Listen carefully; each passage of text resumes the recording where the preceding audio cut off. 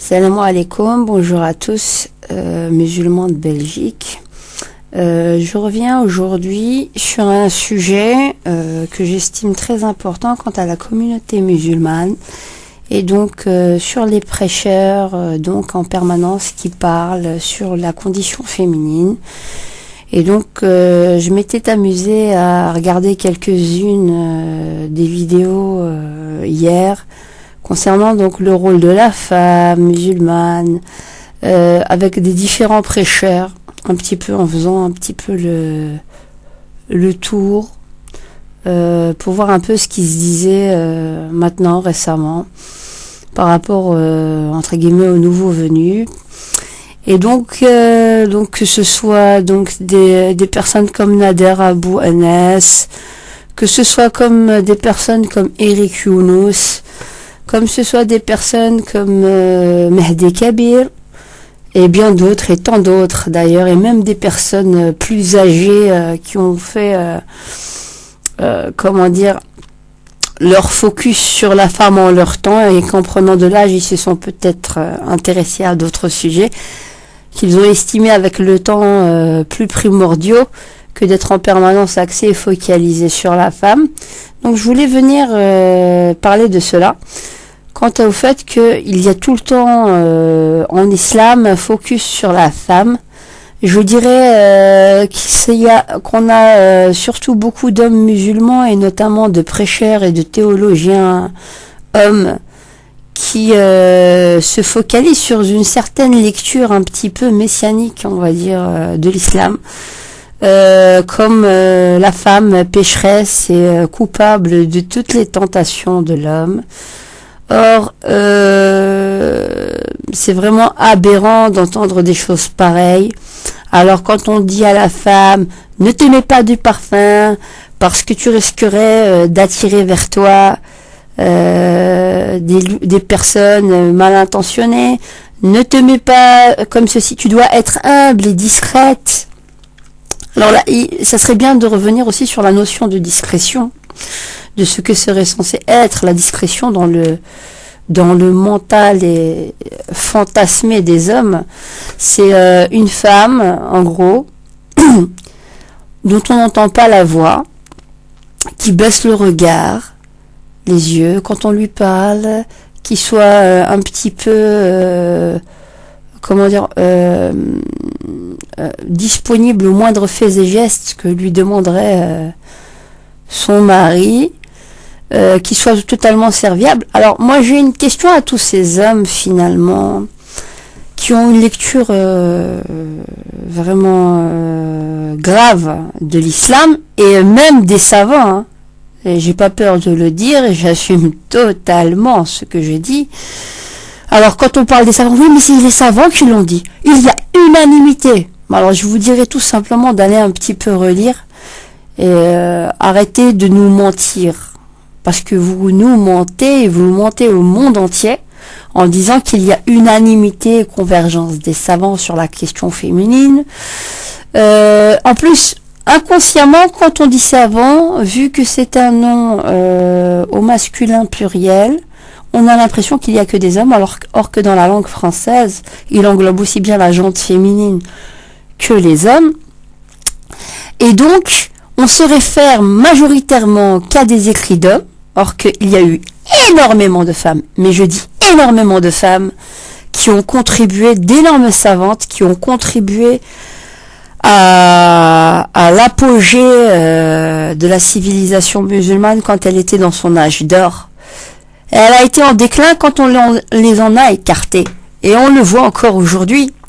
Donc un conseil à tous ces hommes qui se focalisent notamment tout le temps sur la femme, j'aimerais leur dire que là, je pense pas qu'on ait le temps de vous donner des cours en théologie ou bien en histoire de la religion et histoire civilisationnelle dont on occulte d'ailleurs beaucoup de savantes musulmanes.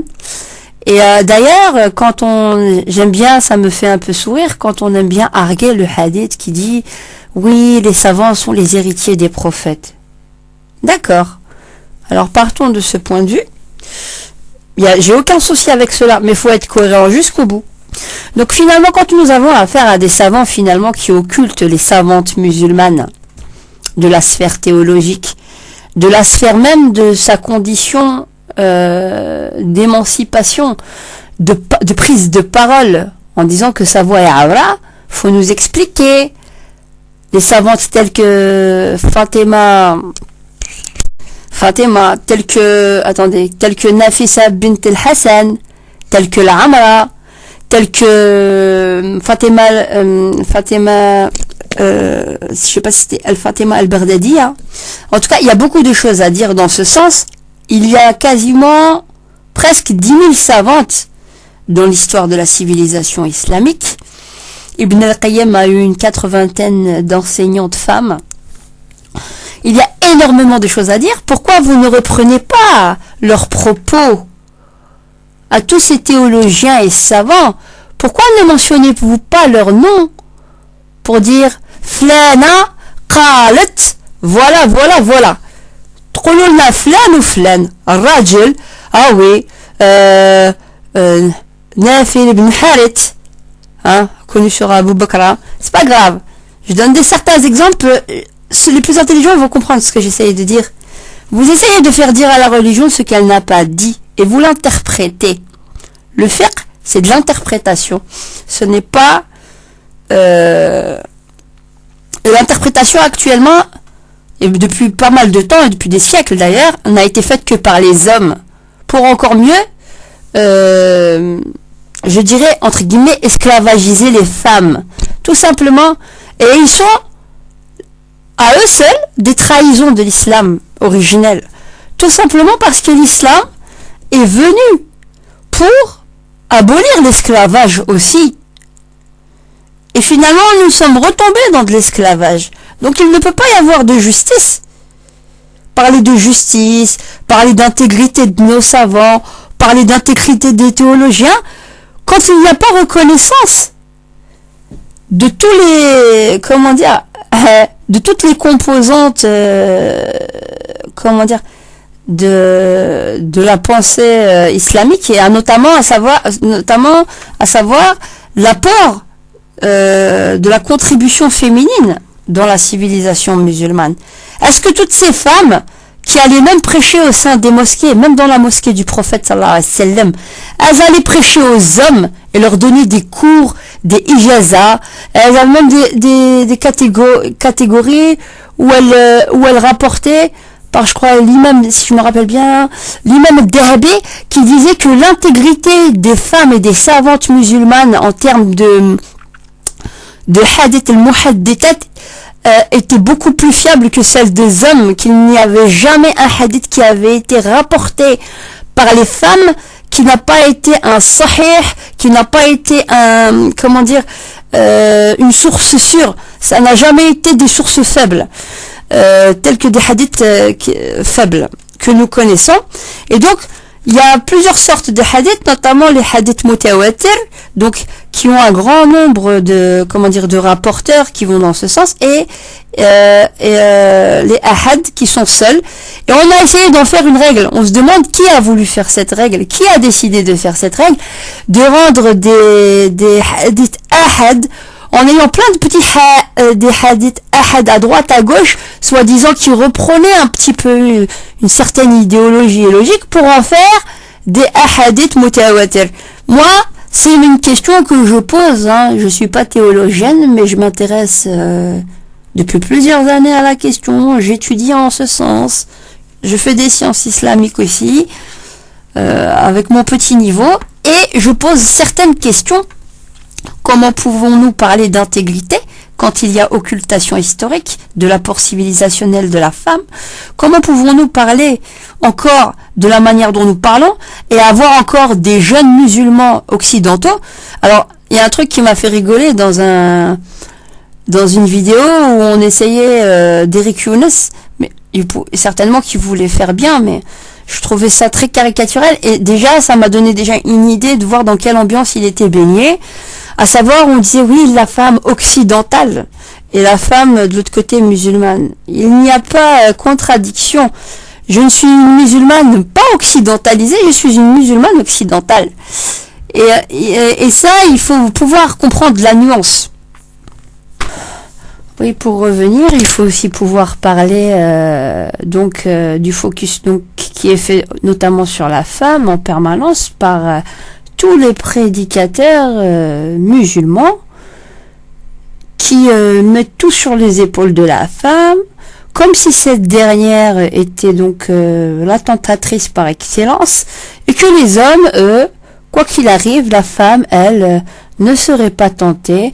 Quand ces messieurs s'habilleraient astiqués de la tête aux pieds et se pulvériseraient du parfum, ça, ils le savent, mais ils font semblant que ça serait trop indécent de dire qu'une femme pourrait être attirée par un homme.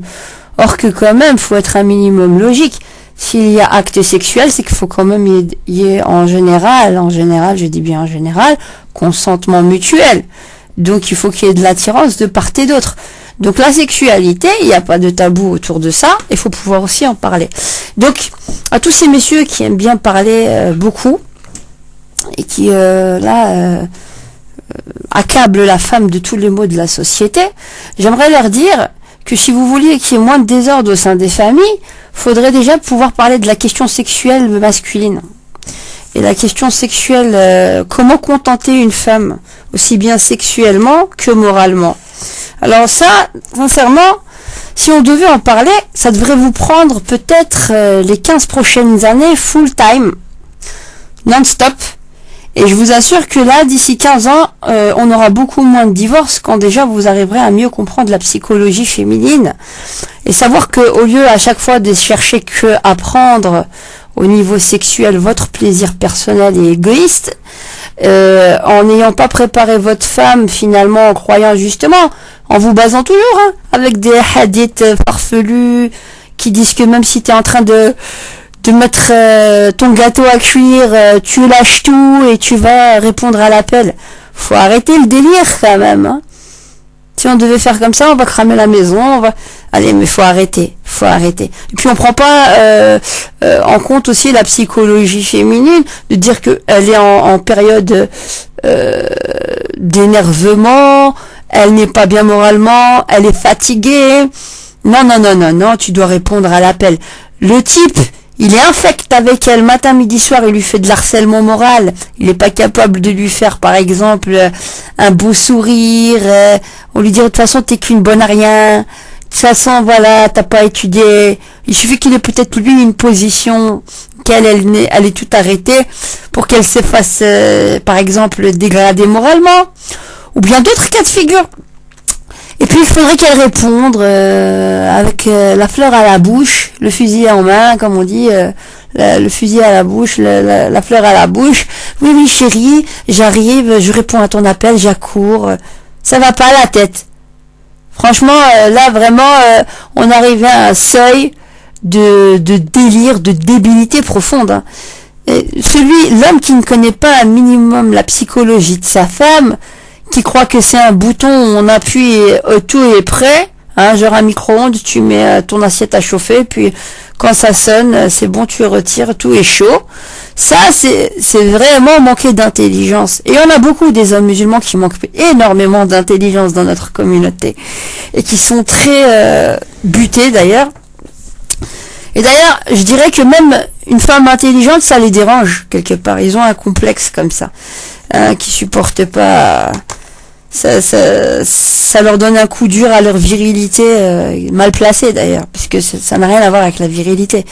En réalité, l'élégance et le fait d'être galant réside aussi dans la compréhension de la psychologie féminine, de prendre le temps de l'écouter, mais pas de l'écouter juste pour pouvoir avoir son cadeau par la suite. Non. Pouvoir écouter ses aspirations, ses rêves, être dans une logique de partage. Et ça, malheureusement, il y a beaucoup d'hommes qui manquent de cette patience, qui n'ont pas du tout cette approche et qui croient que tout leur est dû. Alors, si je vous donne un conseil, cher monsieur, si un jour, comme je disais un jour dans une audio, plus officieuse, mais là, si un jour votre femme vous envoie au quick, faudra pas vous étonner. Voilà. Donc, et puis, ou bien qu'il reste complètement inerte dans le lit pendant que vous faites vos courses, pour pas dire autre chose, faut pas, ou qu'elle va simuler l'orgasme, juste pour vous faire plaisir. Elle en a rien à foutre, à la limite, elle pourrait même se limer les ongles, ou aller étendre son linge. Ça ne lui ferait ni chaud ni froid, tout simplement parce que vous lui avez pas donné quelque chose de primordial. Votre attention, votre cœur. Et ça, je m'adresse à tous les hommes musulmans qui prêchent matin, midi, soir aux femmes. C'est peut-être ceux qui sont les moins capables et qui déversent leur frustration dans leur prêche. Voyez-vous? Donc, commencez déjà à satisfaire sexuellement votre femme, à être dans la douceur, et après vous verrez. Elle donnera son cœur, elle se dévouera à vous le plus naturellement. Mais tant qu'on rentrera dans cette logique, je suis supérieur à toi, tu me dois ceci, tu me dois le respect c'est mutuel, c'est pas à sens unique. Donc, j'espère que cette petite audio apportera beaucoup certaines réflexions et de bonnes méditations pour la suite. Voilà.